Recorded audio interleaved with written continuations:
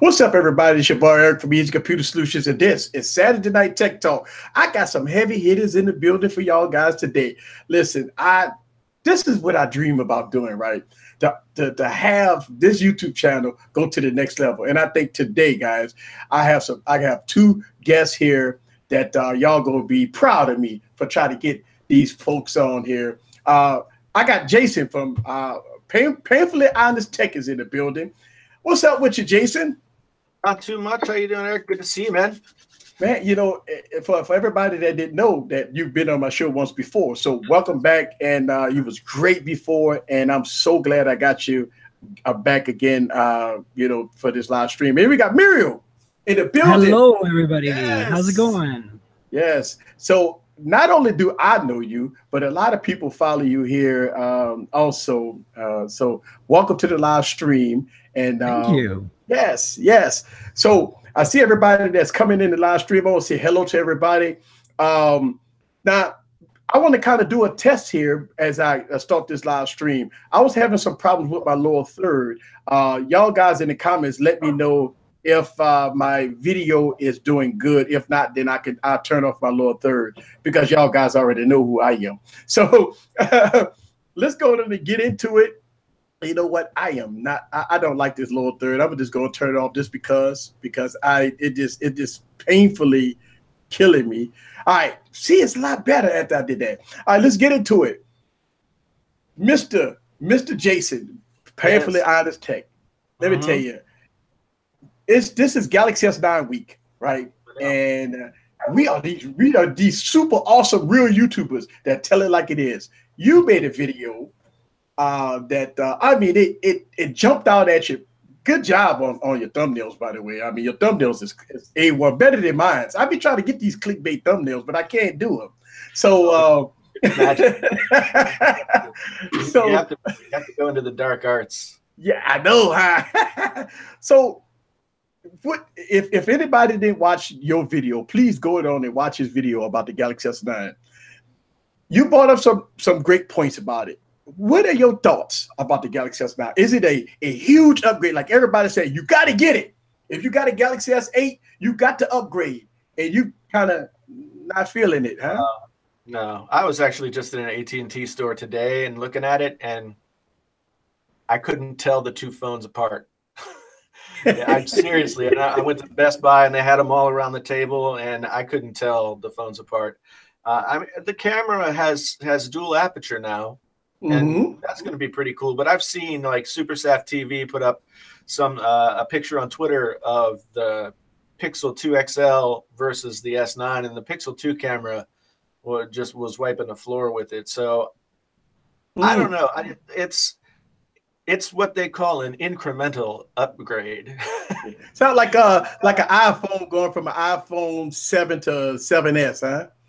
Yeah, yeah. I mean, There's nothing about the phone that says I have to go have it because the last version of the phone didn't do what this does.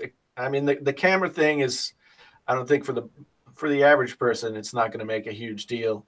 Yeah. And so it's just kind of, it comes in purple. Hey, purple's a nice color. Like, I think that's a good looking phone in purple. No, I agree. I mean, I love the design. I was just, when I got to see them in person side by side, I was just so surprised at how similar they really were. Yeah. So those of you who might be eagle-eyed and want to tell them apart, if you see them on a table, first of all, the edges are matte, not shiny anymore. That's one clue. Yeah, I noticed that, yeah. The other one is, if you see from the back, obviously the fingerprint sensor placement is below the camera pod rather than on the side of it. Then the other way, and this is much harder to tell unless you see them side by side, is that the lower bezel below the screen is slightly thinner. And that's about it. Other than that, you can tell it. And of course, you know, dual camera on the S9 Plus. You'll see that very obviously. But you might mistake it for a Note if you don't know about the fingerprint reader. So yeah, there you go. That's it. That's the summary. Let me ask you a question though. Are you gonna get a performance difference between the Plus and the regular one? Because the regular one has the 4 gigs of RAM and the Plus have the 6 gigs of RAM. And look, on this YouTube channel, I've been talking about Galaxy phones. And finally, Samsung gave us the 6 gigs of RAM in the Note, which is a big difference in the Note, by the way. But for the S8, I've been kind of seeing those on long-term use. I've been seeing that hiccup here every now and then. So would you think that for long-term use on the Galaxy S9, not the 9 Plus, you think that the long-term use you would start having some of those issues with lagginess and stuff like that versus the 6 gig model? I don't know. I think the lag is TouchWiz or Samsung Experience or whatever it is. Totally. Yeah. I mean, if you use a phone that has more RAM, then like even a 4 gig phone like the Pixel 2, Pixel 2 XL are faster than Galaxy S8 after a few months, and I think that might happen with the S9 as well, because I think of TouchWiz and Samsung software. Yeah. They're definitely not that fast. So, well, that's one of the things I always talk about on this YouTube channel. That if you want a listen, Samsung phones is not a speedy device to give you functionality. So that always. A lot of people say my phone is fast, and then you take out a Pixel or One Plus, and it just wipe the floor with it, right, when it comes down to speed. But as far as functionality, I mean, Samsung will give you everything in the kitchen sink. I mean, you got twice, right, 2 galleries, right. two email clients, 2 browsers, It's a pain in the ass. Yeah. I think this is my biggest gripe with them, and I'll have to be honest. When I reviewed the S8 last year for Chip Chick, I felt that it was the first Samsung phone I didn't feel like I wanted to throw against the wall within the first hour of use. And no, look, don't get me wrong. I'm not a Samsung hater. I think they make some of the best phones. I recommend the S8 and the S9. I'll recommend as well. It's just that, they do put a lot of bloat in their software, and it's getting better. I think the S8 was the first that really, I think, got that under control. But when you look at an S9 today, after seeing, as you said, Jason, OnePlus, Pixel, it's like, why do you have all this extra stuff? 2 voice assistants, what's next? 2 cameras? I mean, really, like, I just don't get it. And I think, I recently set up a phone for my mom when I was in France after Mobile Congress. She lives there. And it's a nice phone. It's an Honor 9 Lite. It's really cheap there. It's really good. It's about the same as the Honor 7X in the US, but slightly smaller and some other changes. And I set it up like a pure Google device. I disabled all the apps that came with it. I put the contact app from Google, the keyboard from Google, Google Now Launcher, even though it's obsolete now, but I still put it on there. I put the Chrome. Uh-oh. Did we lose him? He's frozen. These apps. Yep. And next time, in 2 years, when she gets another phone and I have to set it up for her, I don't have to worry about it. I can just set up as a Google phone, basically, no matter what she buys. If she buys a Samsung phone or an LG phone, it doesn't matter. It's just going to be the same experience. She won't have to relearn it again. And that's kind of why I kind of hate the bloatware on these phones. Yeah. So, go ahead, Eric. Well, you're right. When we talk about all these assistants, right? I mean, you got Bixby. Now you have and look, don't get me wrong. Google Assistant is the best. I mean, absolutely. Google Assistant is perfect to me. The HomePod Siri is the best. The HomePod Siri? You're such a joker. It's like, like the cousin that got dropped on his head. And you know what? We could talk about Apple in a minute, because we got a lot of news about Apple. But yeah, I mean, as far as Samsung is putting the Bixby and stuff, and I understand, because I've actually one of my associates that worked for Easy Computer Solutions, Tech Valor, she made a video dedicated to Bixby, and I had no idea Bixby did all that stuff. Right. But the problem I had with Bixby is that it's slow. I mean, you click on it, you got to go get a cup of coffee, you got to go get your Danish, and then Bixby open. And I think that's the point of it, the speed. I think the functionality of Bixby is it kind of blew me away after I watched the video. But I think with the Galaxy S9 we get Bixby 2.0 or something, which probably be a little fast. Samsung is pushing Bixby, by the way. I mean, that's and that's another mistake. They should focus on making better software that is useful rather than reinventing the wheel. I really don't understand it. It's like within 6 months to a year, Google Assistant will be able to do things like control deep into your phone like Bixby does. That's one of the only things it can do right now that's better than Assistant, right? And then it won't won't be relevant anymore, because Yeah. you still won't get all the great functionality you get out of the assistant. So I don't know. I think one thing that Samsung has always wanted to do is somehow distance themselves from Android, which is a difficult thing to do if you run Android on your phones. But they always want to, you know, there used to be a time where like you scroll with your eye movements and all this other crap, and I'm like, you know, whatever. And now they just kind of the software is better. Yeah. But it still feels like something laid over top of something with a bunch of other stuff added on. Yeah. Yeah. Well, let me ask you a question. I get this question all the time since the Galaxy S9, Galaxy Note 8, Galaxy S9. Which one should you buy?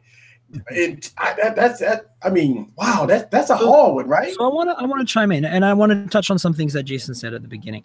Look, I absolutely agree. There's no doubt that this is an incremental change, right? I mean, but it's TikTok, right? Samsung gave us the S6. That was a big change from the S5.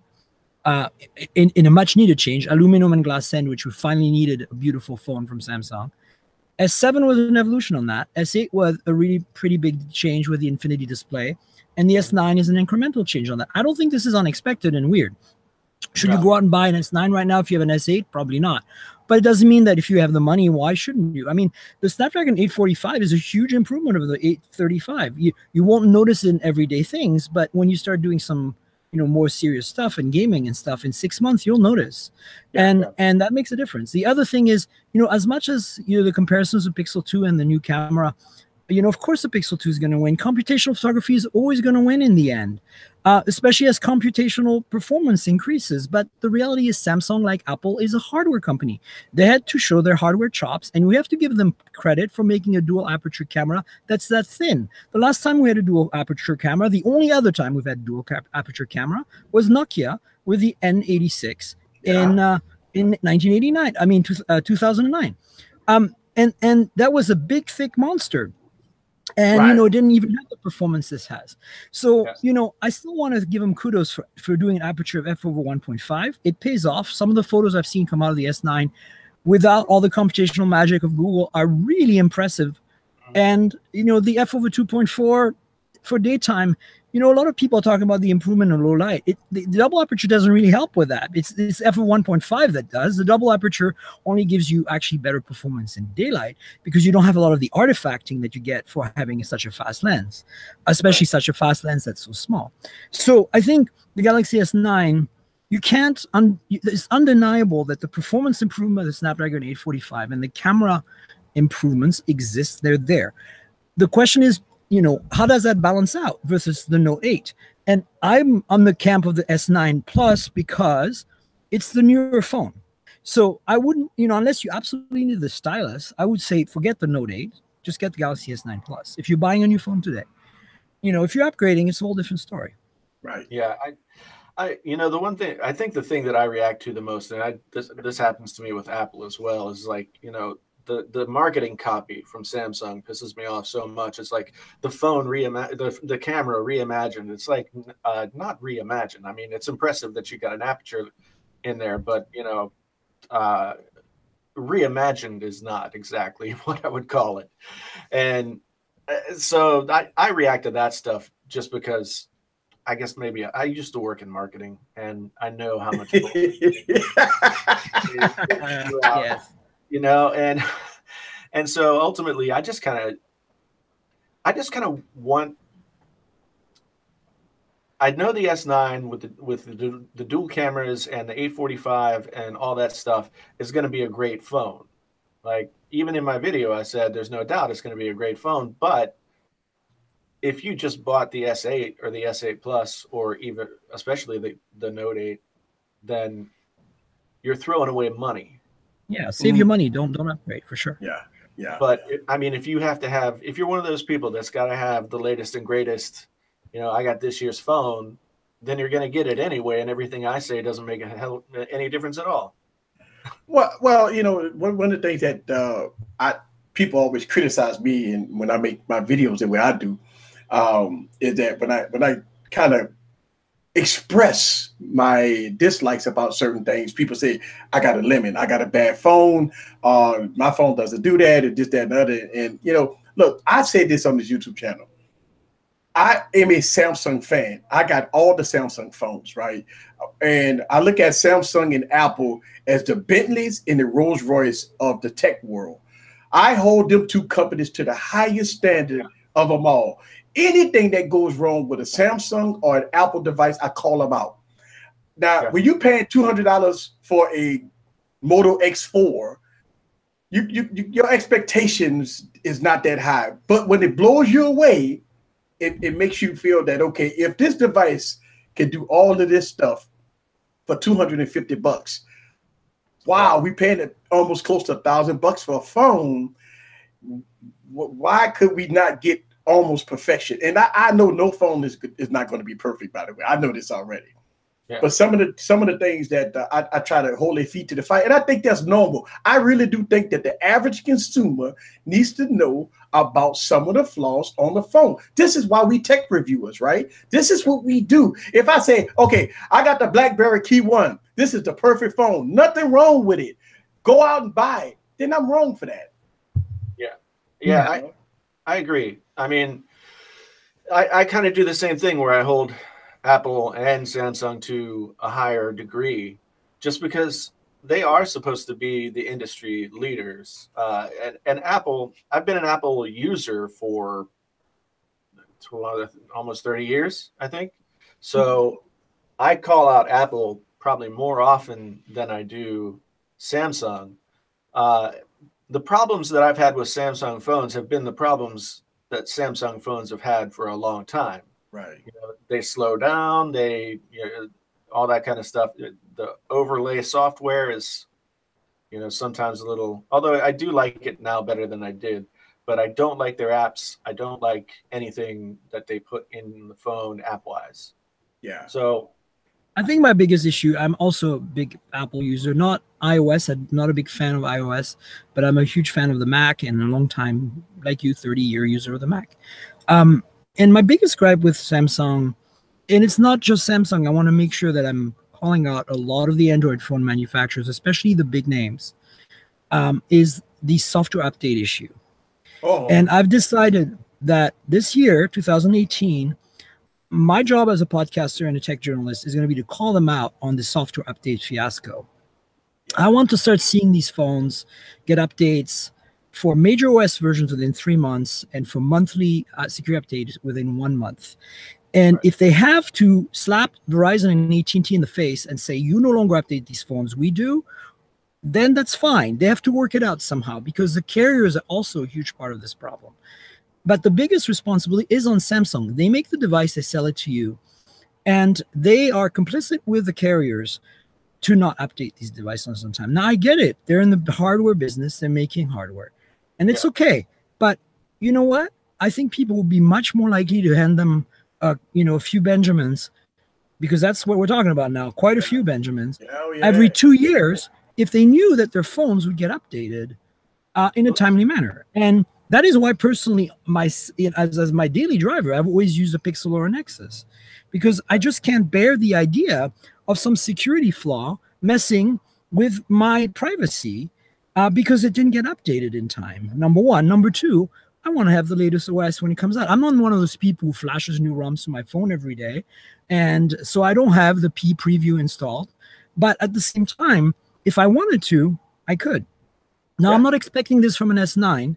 But I'm expecting that, when P comes out, the S9 should get it 3 months later. And that's what I'm going to hold them up to. I'm going to be dragging them in the dirt until they get this done. And LG and Moto and everyone and HTC, that's what, and I think we all should do this. Yeah. As tech journalists, we should be destroying them for this until they get the message. Hey, well, you must have watched my YouTube video the other day. I haven't yet, but I will. I promise you. I just talked about this same thing exactly. This is the type of stuff I've been preaching for about 3 years, right? I mean, I did a comparison video between the Galaxy S8 and the Galaxy S9, right? And my Galaxy S8, guys, is still on Android 7.0. All right, and So that's, and a lot of Samsung fans, they jump on me easy. Why you keep on talking about updates? Man, let me tell you something. When you pay $1,000 for a phone, I want my update, man. I don't listen. I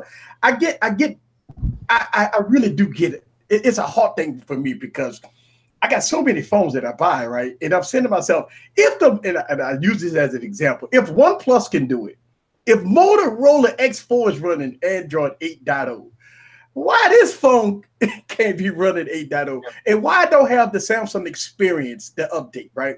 And this is the type of stuff I hold their feet to the fire, and people really get on my time about this. But guess what? Get your popcorn ready. No fluff, no passes. That's how we do it right here on Easy Computer Solutions. Go ahead, Jason. Well, so that's one of the things, like, and this is a comparison that doesn't made very often. My wife still carries Note 7 Edge or S7 Edge, and I think she got updated to 7, but she's never going to see 8. You know, No. And never. I'm doing a review right now on trying to use the Motorola Atrix for like now, and that's on Android 2.3 something, I think. Ouch. I literally cannot do anything with that phone. I can't even sign into my email. It's just so out of date. Yeah. And there's no way to bring it up. But so that phone came out in 2011. What iPhone came out in 2011? Was it the 4S. 4S? Yeah. Yeah. You could still run iOS on a 4S. You know, maybe I think they stopped upgrading it like this year, last year, but they were getting upgrades up to the point where if you still had one, you could still use the phone. And Yeah. Android has always been it's always been more disposable.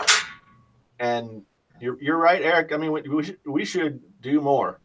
Yeah. To kind of hold the big Android manufacturers to doing something. I just think we have a responsibility because, I mean, look, it starts with us.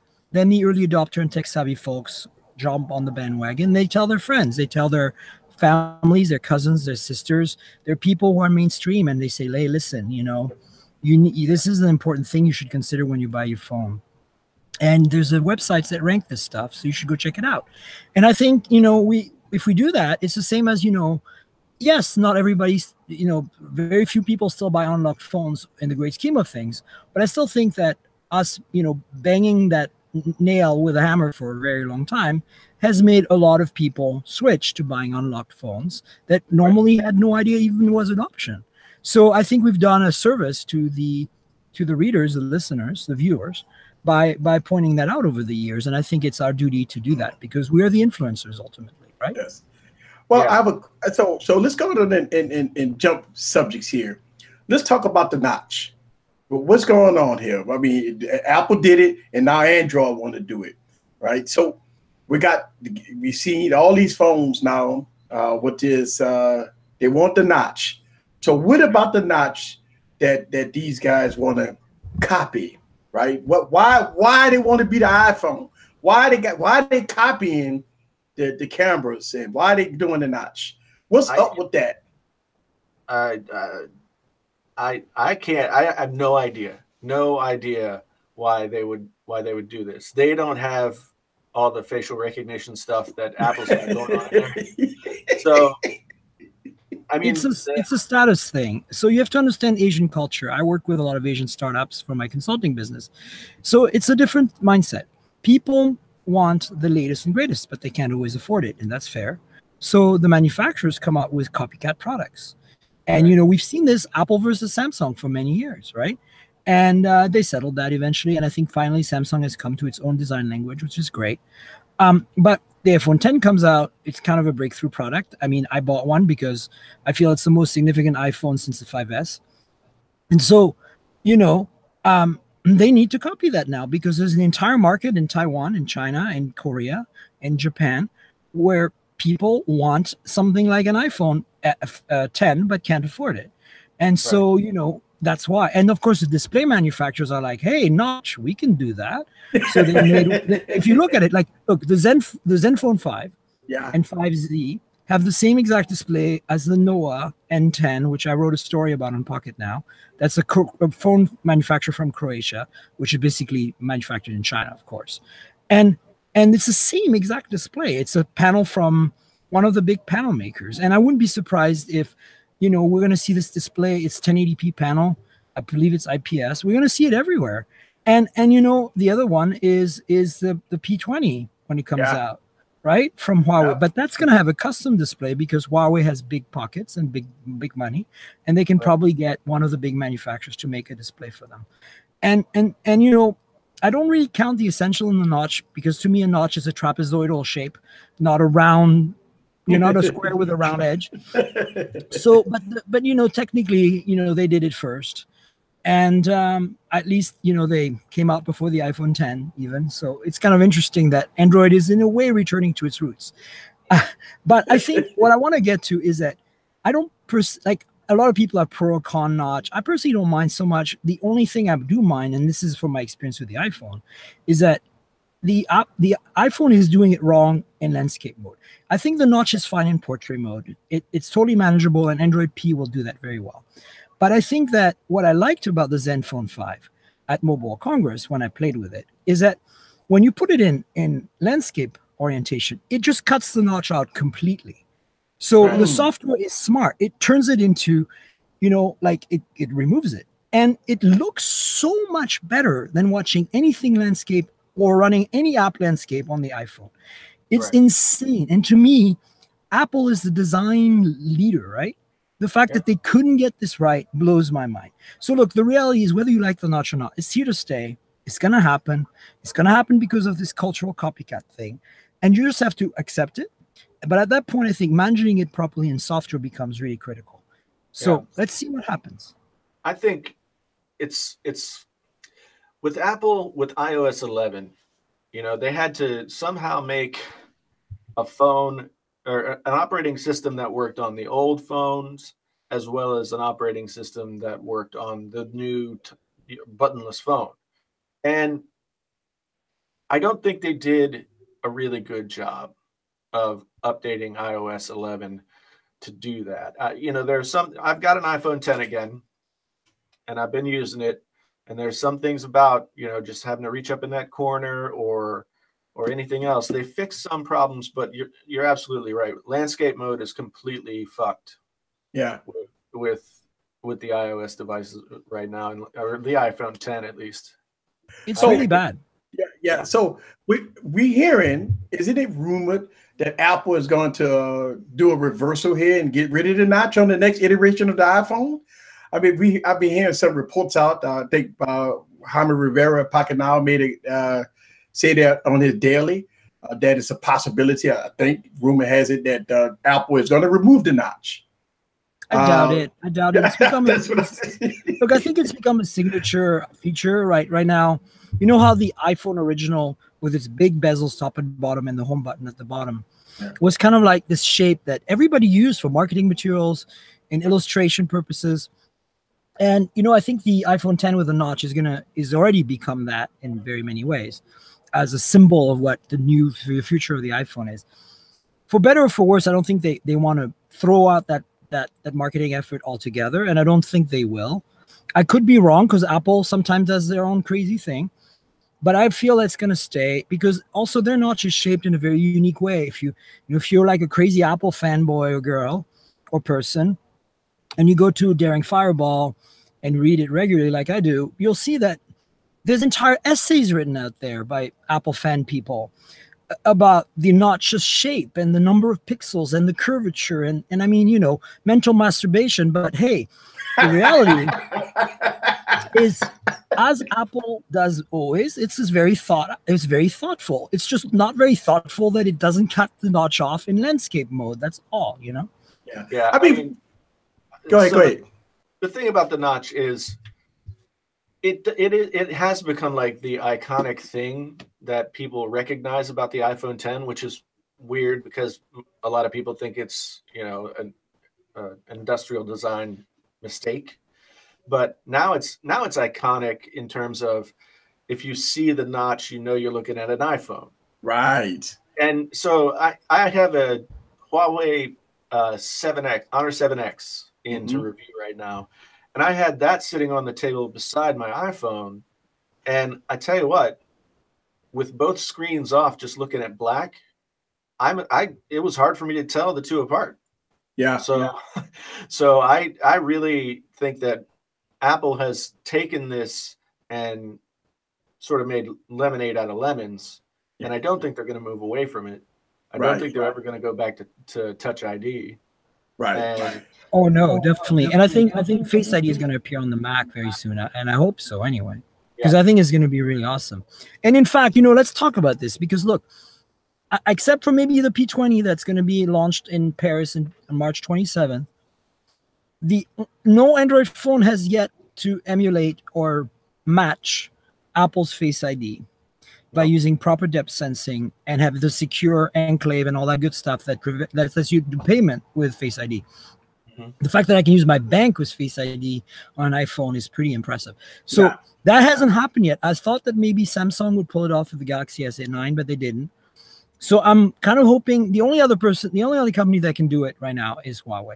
So I'm hoping the P20 shows us what can be done there in Android land, because I do believe that the future of authentication is continuous facial authentication. The fact that you can give your phone to a complete stranger and they just can't use it. Period. That's not going to work until they give it back to you, and then you can use it again. That's the way it should be. We'll look at fingerprint readers in 5 years and laugh hysterically about them. That's my belief. But we're not there yet. It needs to be as good as Face ID, and that's why I said earlier that the iPhone 5S was the previous phone that was a significant, milestone in technology. It's because it brought Touch ID, and it was the first phone to do fingerprint reader in a reliable and secure and really proper way. And then Android has done that ever since, right? Oh, yeah. Yeah, and I think for me, one of the reasons that I actually wanted to go back, and so I've gone through a lot of phones this year by the nature of what we do, but I wanted to go back and have an iPhone 10 because Face ID and passwords and getting into your bank or into your apps and being able to do it by just continuing to look at the phone is, for me, that's so much better than I had a Note 8 before that, and I could not get the fingerprint reader on the Note 8. That's odd. And I get this. I just, for some reason, whatever angle I was going, I use my phone left-handed, but I'm right-handed. So maybe it's the crossover. I don't know. It was really frustrating, and because I have Exchange email for my work. Once I put my Exchange email in there, I couldn't use the face recognition. I couldn't use a pattern. I had to either use touch or pin, and I just got so sick of it that I decided to ditch the Note 8 and go back to the iPhone 10. I am glad to see the S9 and S9 Plus with a more reasonably placed fingerprint reader, but fingerprint readers are like, dodo birds at this point. Ooh. One of the things that I can tell you that I do believe that we are going away. I mean, look at what the OnePlus 5T brought to the table. Even though, like we're saying, we haven't got to the point where it's as secure as the iPhone, but we start to see a lot of facial recognition software per se to kind of get in your phone. And I think you're right. Apple is going to probably go all in and get rid of Touch ID. Just like they did the headphone jack, because just go to yank the cord. It's no more. It's gone. Don't start. And, so I think that's the future, and I think a lot of companies is follow suit of what the facial recognition software. And as you talked about the Huawei, it was a shame what I saw what happened to Huawei. I'm in the United States, right? And I'm watching the Huawei keynote address, and I'm watching Twitter, and Twitter just broadcasted that they had pulled the cord on the Huawei devices to go to AT&T as the guy was on stage. That was crazy, insane. Kind of how that kind of revelate as far as what the Mate 10. Now, you could go get a Mate 10 at Best Buy in the United States, right? But as far as the carrier support, it's a no-go for Huawei. And Huawei and ZTE, I believe, having a lot of issues in the United States as far as, You know, talking about security and miscoding and stuff like that about, you know, all kinds of stuff going on. I don't know. It's just, I just think that Samsung and Apple just want to be the big players. ZTE coming out on AT&T with that foldable phone. Oh yeah, that was dead. DOA. If they would have come out with one of their budget phones, you know, maybe like a mid-ranger, they could have sold a ton of ZTE phones. Yeah. The Exxon 7 at the time would have been a great sell. Oh man, oh yes. You know, and here's the thing. ZTE came out with the perfect phone. To me, guys, listen, I believe the Exxon 7 was the perfect Huawei device. I mean, perfect ZTE phone. It was a phone that gave you a good price, dual speakers, good display, fast performance. It was overall at that price point, to me, one of the perfect devices to get, Exxon 7. But ZTE didn't do anything with it. I mean, what the next iteration was the Exxon M. And then they try to go AT&T at a astounding $700, $800 price point, and now we're here. So I don't know. Yeah, I mean, I gotta give them props for trying and doing this. Yeah, oh yeah, give it trying. Yeah, kudos, but the implementation still leaves a lot to be desired. But I can see a selling point there, and I think we're going to see that with the Galaxy X, right, or Galaxy 10 or whatever. Yeah. But going back to what you were talking about with Huawei, you know, I've been saying for a while now on my podcast that I think what Huawei needs to do in the US is make the Honor brand the main brand. Yeah. And only that brand, because it doesn't have the connotation, right? Right. Number one. But then here's the crazy part that they will never do, because they will never do it. But it's the crazy part, and they should do it. And that's plain Android One. Imagine the Honor devices we love with Android One selling unlocked at Best Buy, Amazon, B&H. Right. It would start slowly, but I think they could pick up some momentum there, because Huawei ultimately makes great hardware, and the software always kind of sucks. So Android One would fix that. Yeah. And then we've got these distribution channels for unlocks that are pretty good, like Amazon, B&H, Best Buy, and a few others, right? So start with that, and maybe eventually there'll be some demands and the carriers will do it. You never know. That's what I would do. But, you know, I don't think they care. I don't think they're there yet. So we'll see how it goes. You know, I've got this Honor 7X, and I've been super impressed with this phone for $200 and change, whatever it costs. It's the best phone for $200 in the U.S. market today. No doubt about it. But when I was looking at Honor phones to review, I was like, Mate 9, like, which one is the new one? What is like, because, you know, the numbers didn't connote like that they were one after the other. They were both coming at it. It was really like confusing. And if you're right, if they did just say, you know, here's our Honor phones, they're like, you know, low to mid-range budget phones and really good, then they could sell a few more. I think that in the US, we're so stuck on the carriers. Yeah. And the carriers have us by the short hairs so bad. Yeah. You know, but it's coming time where when you're asking to finance $1,000 phone, even if it's zero interest, right, that's still $1,000. We know with the iPhone 10 that a lot of people decided they didn't want to do that. Yeah. You know, Apple had 8 different phones out, but still. Yeah. Yeah. You know what? And I believe you. And I think I've been saying this on this YouTube channel. I say the $1,000 phone era is got to come to a head here. I mean, you think about it. I mean, look, most people in the United States, we go to a carrier with $100 and we get $1,000 phone.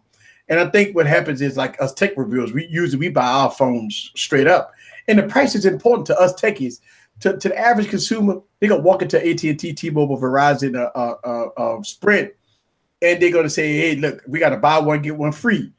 So if you buy a Note 8, you get a Galaxy S9 for free. Buy a Galaxy S9, you get a Galaxy Note 8 for free. All you gotta do is add it on, but they don't understand the disclosed stuff. But even in the US, we have this leasing crap that go on, right? You lease a phone. You don't even own the phone. I mean, you lease it for 12, 13, 14 months. Then you have to return that phone to get a new phone. And so all the money you didn't put into this phone is bye-bye. Now you got a new lease. Yeah. And now when people were telling me about this leasing program, I'm floored. I didn't even know that exists until people kept on saying, well, easy. All we do is buy a phone, lease it, return it, get a new phone. But it was caveats involved. A lot of people would say that if you drop your phone, it's all cracked up, broke screen and all that stuff like that, you'll be paying for 2 phones. You ain't paying for 1 phone. You'll be paying for 2 phones because they're not going to give you no credit on a broke up, tore up screen and all that stuff like that. So if you're on the leasing program, that means you got to take this phone and treat it, put a pamper on it, because you got to treat it like a baby's butt. You can't let nobody touch it. You can't let nobody put their hands, because if you turn it in and it has scratches or cracked screen or a lot of dents and dings on it, you're screwed. Yeah.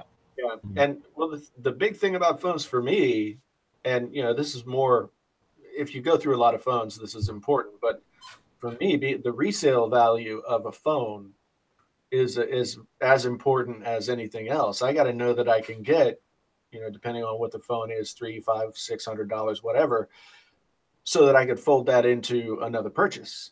Yeah. Leasing, I leased a car about 1.5 years ago, and I'd never leased a car before. And I just decided, like, the lease was too weird.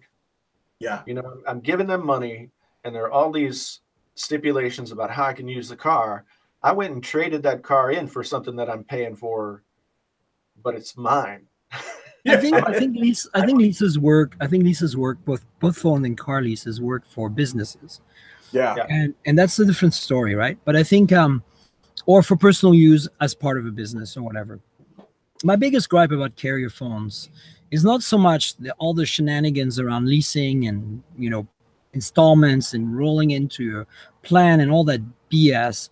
But it's the fact that once you get them, they're so contaminated with carrier bloat and crap. Oh, yeah. I can't stand it. It's like, to me, the biggest value in buying an unlocked phone today is that you don't have this BS crap blah in there.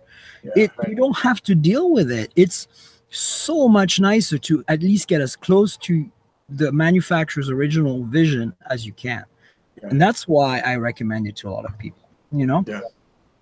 Yeah, at least the bloatware isn't as bad as it used to be, where you got I guess on some Verizon phones you still get like NFL something or other. And, it's still pretty bad. I mean, I'm always surprised when I get a carrier phone and I'm like, oh, ouch. Yeah.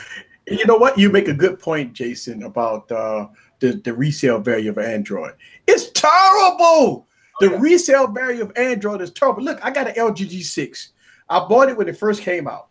It's worth $200. I paid $800 for this phone, $800+ for this phone. And right now, I can't even sell this phone. I mean, I had to give it away and plus a rebate check. I mean, I had to pay somebody to get this phone. And that's the point. It just like the V30. The V30 is still online, it's like $850, but the resale value of the V30 is about $400. So it's insane, the resale value of phones right now. I mean, God. You can get a V20 for $225. Yeah. Wow. I mean, that's the thing about those LG phones. Like, if LG is going to put premium prices on their phones, then they're going to have to figure out some way to match up with the other people who are charging those premium prices. Yeah. I love LG phones. Yeah, me too. Me too. Just the V30, I think, is the perfect phone for me, but I could not bring myself to spend $850 on it. Yeah, absolutely. I would never spend that. I've got the V30S Plus Think Q now, the one from MWC. I've got one, and honestly, it's not much of a change over the old one. You just get lots of storage, 256 gigs of storage on that phone. It's pretty amazing, especially with such a great content creation device. But look, the reality is, I don't know if I could justify paying that kind of money. If I with for free, but if I had to buy a single phone a year, it would be either like this year it would be the iPhone 10 or the Pixel 2 XL. Now, As we talk, I see everybody in the comments. First of all, welcome to the live stream, everybody in the comments. I know we went straight in deep dirty, but I am seeing the comments. And I did see a couple of videos that came out about this NUU, a new phone, G3. Those videos started popping up about a day or so ago. Have y'all guys even seen the device? It looked gorgeous. Oh man, it looked like an Honor 8, just beautiful. All this a gorgeous device for like $200. Have y'all guys seen that device kind of floating around on YouTube? Because it looks like it just came out. It's like the new phone or whatever. NUU. It's like the G3 or something.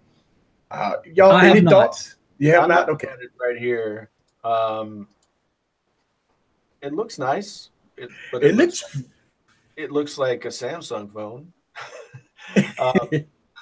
You know, I mean, the back panel here is the exact same layout as the S9 Plus. Okay. And it's got some you know, forehead and chin going on, but it looks like, I mean, for $200, trying to find this, like the specs on it, what it's running. 128 gigs of micro SD, 4 gigs of RAM, 64 gigabytes of storage. Yeah, that's pretty good specs. You know, when I hear stuff like 4 gigs of RAM, 64 gigs of internal storage, and usually those international phones are always running the MediaTek processors, which it's here or there as far as the performance wise. But you know, MediaTek have came out with their newer processors, so it does give you pretty decent performance. You know, with some of the MediaTek. Look, it ain't like the old MediaTek processors. I remember the old MediaTek processors. They was terrible. But the newer MediaTek processors pretty much give you a pretty good performance, especially what's 4 and 6 gigs of RAM in these devices now. So that's been pretty sweet. 64 gigs of storage. I mean, that's what Samsung is giving you right now, right? I mean, that's peaked out as far as the United States with 64 gigs of internal storage. So it looks like I seen it. It looks like a pretty decent device. Yeah, it's like I wanted to get. Apple always makes you think like, oh, I got to get the 256 gig, you know, and that's $150, $200 extra or whatever it is. I went and got the 64 gig when I got my new iPhone 10, and I don't think it's ever going to bother me. Yeah. iCloud storage is such that, you know, if you tell it to upload stuff to the iCloud storage that you own. I'm with you, Jason. I mean, I don't never buy 128 gig phones unless it's standard. And the reason why is because I go through so many phones. And see, the phone ain't gonna be my daily driver too long. So I look at it that, okay, I'm reviewing it. And then once I'm done 2 months in, I'm on to the next device. So paying the extra $200 for a review unit, or if I don't get the review unit, if I got to pay for the phone, I'm always gonna go bare bones, because it don't make no sense to me to get 256 gig iPhone. And I think I do got, listen, I don't know. I think I do got a 256 gig iPhone somewhere. But to me, it don't make no sense to buy a 256 gig iPhone when I'm not going to use it. Yeah. The only way it makes sense to me is like with that V30 that Myriam was talking about, and you're going to put your music library on it. Yeah. You know? And who has a music library anymore? I just about to say that. Who putting 40, 50 gigs on the phone as far as music where you can stream? I know. I mean, you got, I don't know. I think 64 is a sweet spot for most people today, and it's going to go up probably because our content gets bigger, like 4K HDR video and all that is starting to happen, right? But I think 64 will serve most people well, especially if you back up to the cloud. And you stream music from the cloud. And I think that's the reality for most people. Yeah. Certainly 32 can be a little tricky, and anything less than that is suicidal. So, you know, and then on Android, thankfully, a lot of these phones like the NU and, you know, others have, they all have micro SD expansion. So you always have a plan B. So I know that, I know that my music library fits on a 128 gig micro SD card. It's like 124 gigs. And so I have an SD card that has all my stuff on it. And if when I was using the V20, I bought a V20 for cheap, and it must have been a review unit, because once I got it, I realized it had some burn-in issues and stuff. But I just popped all my music in there, and I used it like an iPod. Yeah. With a great DAC. Yeah. And of course, most people don't care about audio. Yeah. Yes. And it's sad, but true. Yeah, it breaks my heart. But at the same time, for those people, like, I don't know if LG can actually sell the phones that they make to the people who they make them for. Yeah. Because we've seen that, because LG right now is going down the toilet. I mean, listen, I say this on a lot of my videos. I talk about the V20, and I talk about the V30, I talk about the G6, I talk about oh my God. Listen, I film a lot of my YouTube videos with the G6 because that's how great the cameras are. And people always just ask me, man, your YouTube videos are great, man. When you shooting it on? I'm like, the LG G6, get out of here. You're not using the LG G6. And I'm like, yeah, because the cameras are just that good. And I used to use Samsung devices to film my YouTube channel. I used to use a lot of Samsung devices. I stopped using it because of the issues of the 1080p 60 frames per second. Right. But, I don't know. I think LG has brought to the table good audio, good DAC, all these mics that's all around the device, right? They got the audio focus type software, which is great. They got the audio focus software. They got the front facing cameras need to be fixed a little bit. I understand that, but with all the mics, the manual mode, and the rear cameras on the LG phones, they are great. Yeah, and like the LG V30 that Sprint was selling, the V30 Plus, 128 gigs, but also micro SD expansion. I was like, and a real stealthy looking, sexy black. That was a good looking phone, and it's not worth $850. Yeah, you know what? And the thing about it is, I talk about this on my YouTube channel. People always criticize me, Eric, why you always talk about the price? Man, listen, it's a tough sell for $1,000. A lot of people say, well, it costs $800 a month. No, listen, I live in Louisiana, and I have to pay 10% tax. So if I buy a phone that costs $899, that's almost close to $1,000 because I got to get a screen protector and I got to get a case. So that's $1,000 to me. So when I see $899, I see $1,000 because once you add 10% tax, you're at about $970 plus a screen protector, the case, you over the $1,000 price point at that point. Oh, yeah. So that's my only concern, and we are getting to the era. Think about this: the Galaxy Note 8 right now, because I just made a video 2 days ago. The Galaxy Note 8 is still on Samsung website for $950. So the Galaxy Note 9, is that phone gonna be past $1,000 price point? Maybe. Yeah. I mean, look, the reality is this: we have to understand something is happening in the phone market, and I think that we're going to see this, solidify in the next 2 to 5 years. There's a nicheification of the phone market. There's going to be a high stratospheric price point for not just flagships, but devices that are really, really premium. And I think right now the Note 8 falls into that. I mean, it's beautifully made. It's very meticulously made, and so is the iPhone 10, and of course the Galaxy S9 as well. But they're all around the same price. But we're going to see a huge amount of competition in the $500 price point, where OnePlus is, where the Honor View 10 is, because that's where the new flagship will live, basically. Yeah. The flagship for most people. And then there's going to be other niches that are going to pop up. There's going to be phones that are more video-centric, phones that are more audio-centric. And because, look, the reality is this. Phones today, hardware-wise, are commodified like you wouldn't believe. The fact that Nu can make this phone, the G3, the fact that Noah, the company from Croatia I mentioned earlier, can make that phone with the same display as Zenfone 5 for about $300 shows you that it doesn't matter anymore, right? So that's kind of why I think, back to my theory that Honor should do Android One, because at that point, it's the hardware that differentiates you. And Huawei is really good at hardware. and at making it cheap, So I think that's one area that we're going to see a lot of competition. And, some people are going to choose to say, no, I don't want to spend $1,000 and I don't need to, because I'll be able to buy a phone from Samsung, from LG, from others that is $500. That's great, because they're going to have to start competing in that market. And then there's a 200 price point, right? The 7X, as we all love. But, again, it's not just that phone. Like, imagine, like you can put the Matrix GIF in here from the movie. Imagine a world where I tell you there's a phone that's cheaper and better than the 7X, and it's also made by Huawei. Would you believe me? It's not sold in the US. It's called the Honor 9 Lite.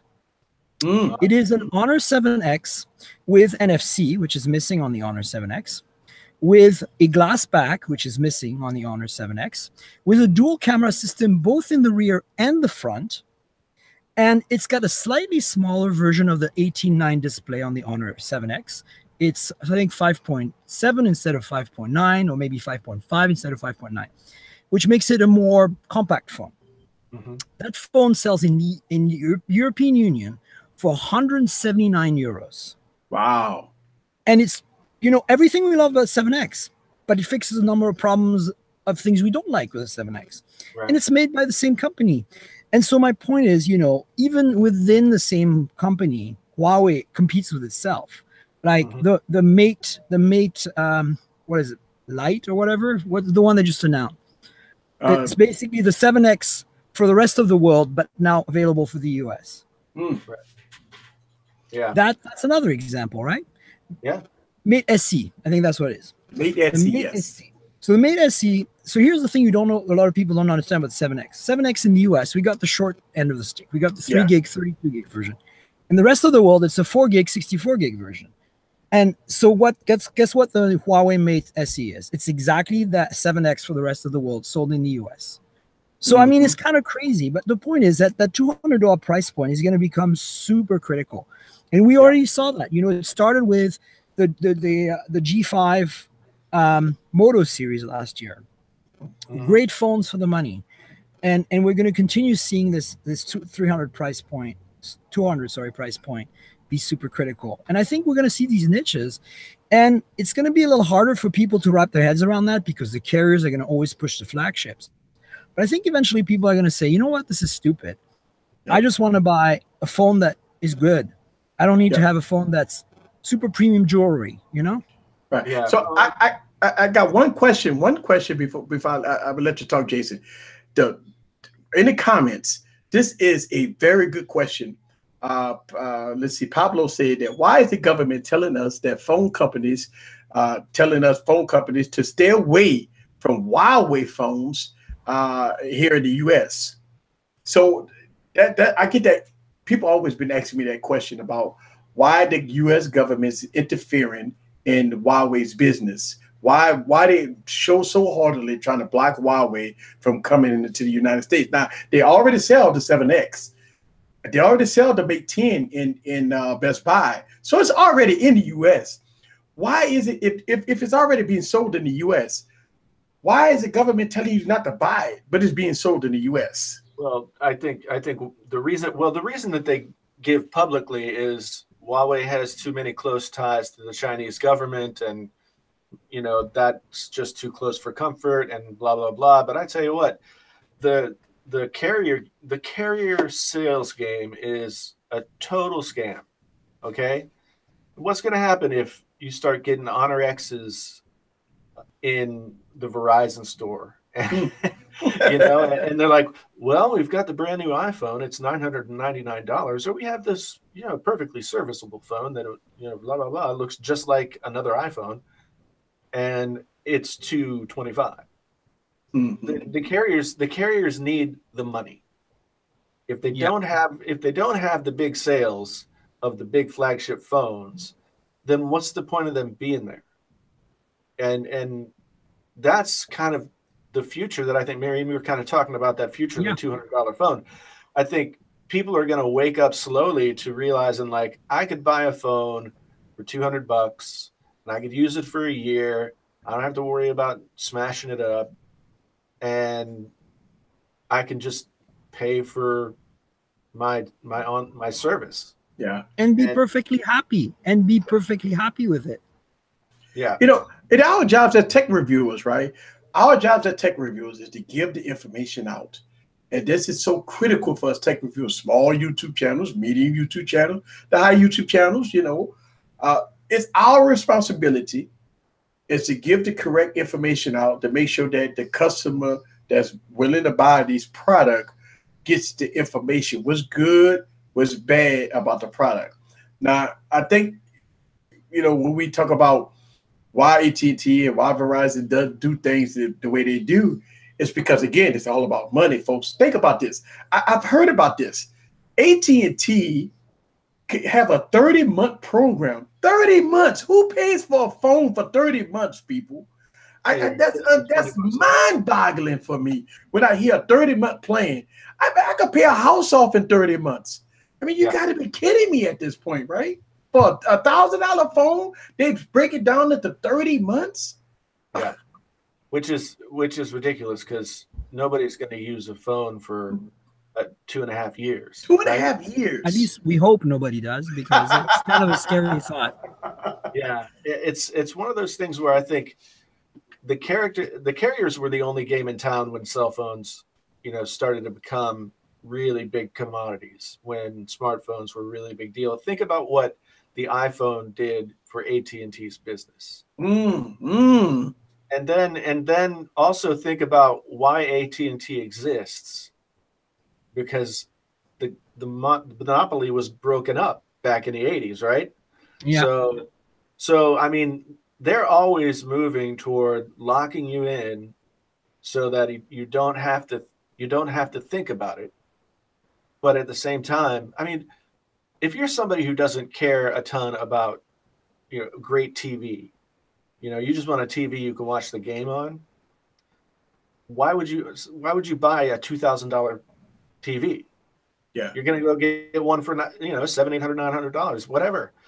But the cell phone world is all the way turned around, where all of the budget options when you walk into Verizon, AT&T, whatever, all of the budget options are like those crappy flip phones and all that stuff. You know, they keep flagship smartphones right out in front.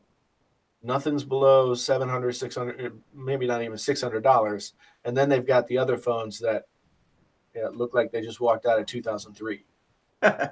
Yeah. You know what? The bad thing about it, this is why I want to jump right back on this subject about updates.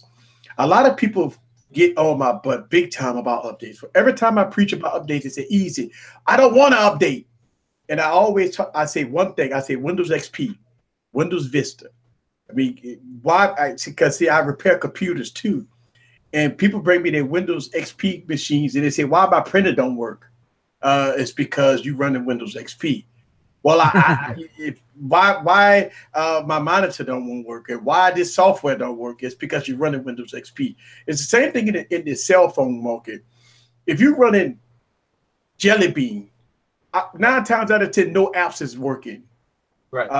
If you're running Marshmallow, right, you got problems with apps. But these are the people that say, I don't want to update. But you don't mind being on Marshmallow with no apps. That's right. The point, folks. It's the point that you want to iterate. Listen, I always say this. If a $200 phone can get updated to all the latest and greatest software, why a $1,000 phone? Now, Apple does it every year. Every year, September, you will get the new iteration of iOS. It don't matter what. You're going to get the new iteration. All the iPhones for about 5 generations are going to get the new iteration of iOS. If that's the case, if I'm running a iPhone 6, I know that I'm going to get iOS 12. Yep. So if Apple can do it, if OnePlus can do it, if those companies that really focus on making sure that you get everything you need, all the latest and greatest updates and software, making sure that you have the purest, best experience on your mobile device, that Bentley or that Mercedes-Benz that you just paid for, I don't see no problems with that. No, Yeah. It's one of those things for me where it's like the more I think about it, like so this Motorola Atrix that I'm trying to use, and it's cool. It has like a little laptop attachment clamshell thing where you can plug the phone into I it. remember the Atrix. Yeah, I wrote about it at Engadget. I was at CS when they launched it. Yeah, I had a short-lived blog that I actually reviewed it, and my review on YouTube is going to be out nearly 7 years to the day from when I wrote my other review. Not awesome. And the thing is, like, I have been trying to use that phone, and it's on Android primordial ooze. You know, it's like just it can't use anything. It can't load YouTube. The lap dock has Firefox on it, but it was a specially designed Firefox, and I'm sure it's all predicated on Flash, so it won't load any websites. Like, it's literally impossible to use this thing. Yeah. I think, as you were saying, as we were talking about before, the big issue is the carriers here for software updates. The reason Apple can issue software updates yearly, completely, on a whim, is because it goes directly to the customer. And, of course, Samsung could do the same. And it does, in fact, if you buy a Note 8 unlocked. The problem is right now there's a huge delay between, it updating to the latest version and the version being available. And then the other big delay, and that's the case for most average US customer, is that these updates need to be verified and checked for, performance on their networks. Like, please, cry me a effing river. Like, you don't need that stuff. Like, this is all a scam. Like, there's no need for this. This is why we have a standard called LTE and GSM, because you can put a SIM card in a device and it just works, right? Like the fact that we can put a SIM in like a Pixel and it just works means that, it's a standard. It's designed for that. You carriers don't need to test it. So I think this is just another control, play that the carriers are putting on both the manufacturers and the end consumers. And we need to call them on this. We need to put an end to it. Android would be so much healthier, even if there was a big delay of 6 months between Android P and the Note 8 getting Android P. That would be bad, and we could work with Samsung to reduce that days. But right now, what we really need to do is work with them to get rid of the middleman. We got to get rid of the operator's control of software updates. Yeah, and I don't know how that's going to happen in this industry, but it needs to happen. It needs to happen like yesterday. If you look at Apple, the reason they were able to throw the iPhone out there and say, no, you can't touch any of the software, is because they were Apple, and they had the base to force the carrier to do their bidding.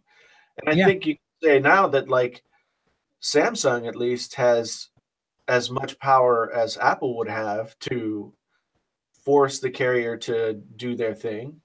And let them update directly from. But I also think Samsung has a problem because, like, anytime an Android update comes out, they then have to figure out how to make it work with their overlay software, and so it's always going to be kind of delayed. But yeah, the carriers are trying really hard to keep their customers in their stores, and on their networks.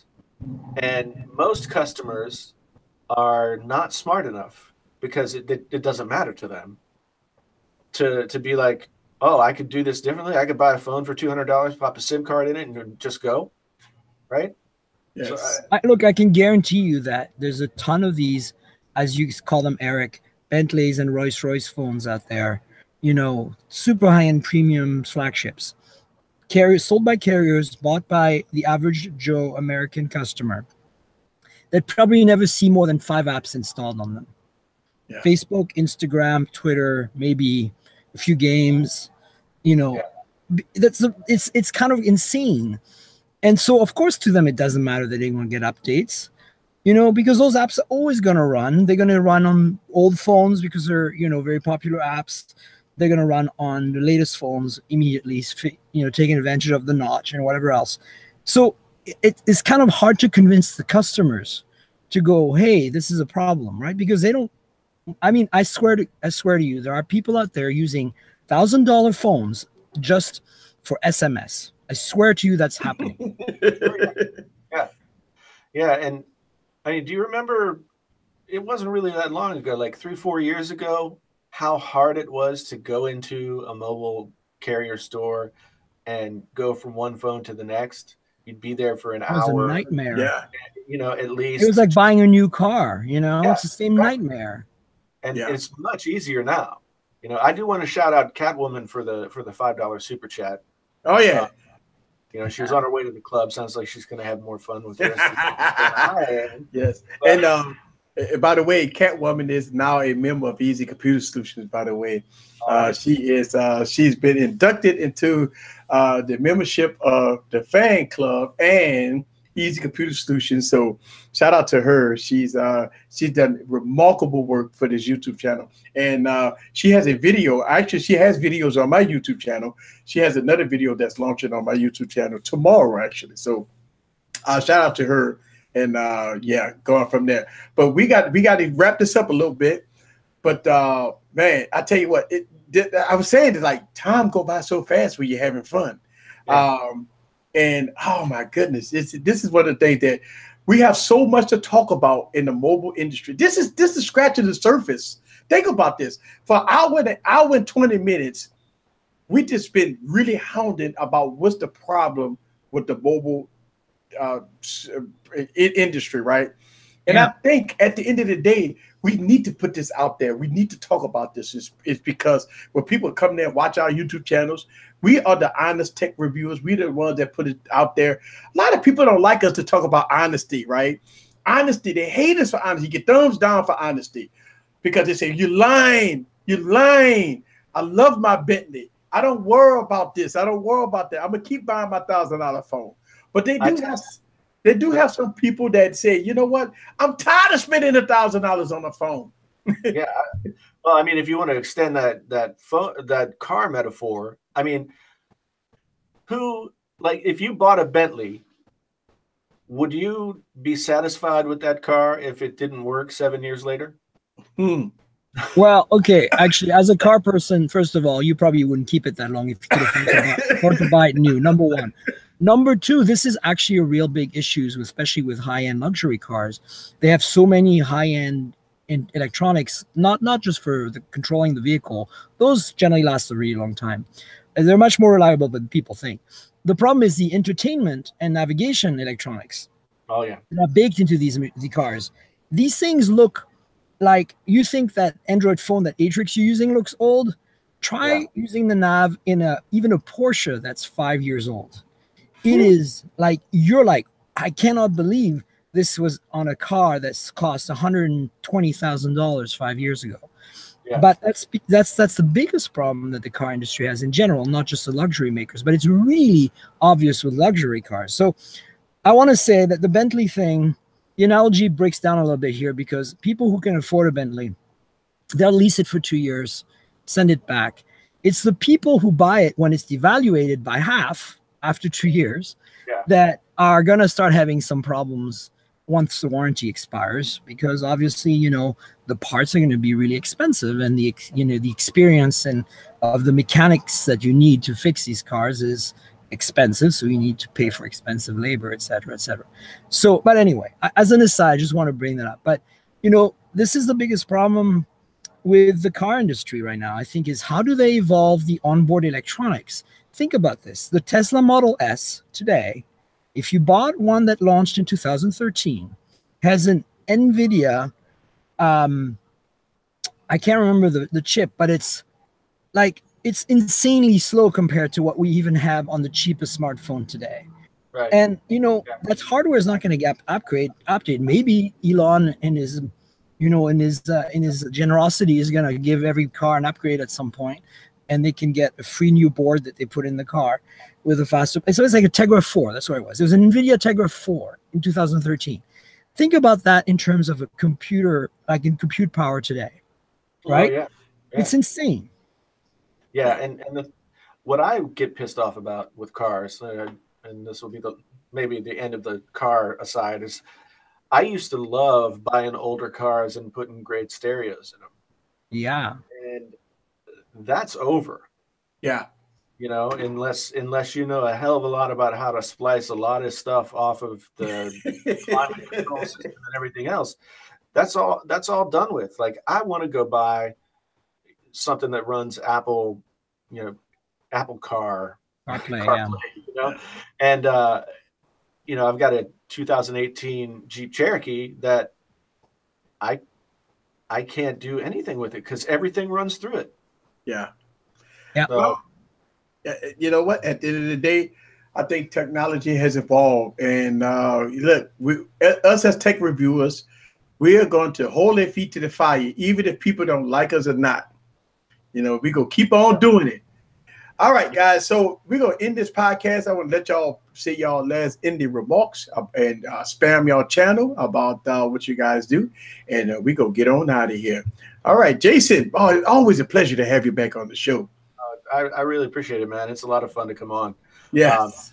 So I just want to say thanks. If people don't know who I am, Painfully Honest Tech is the YouTube channel. You can get me at Jason T. Lewis on the Twitter, and just come watch people hate me.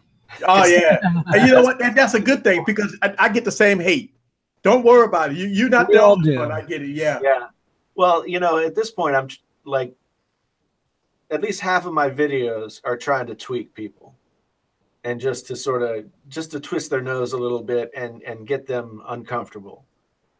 Because I think it's important to be uncomfortable, to have, your Samsung Army-ness tweaked.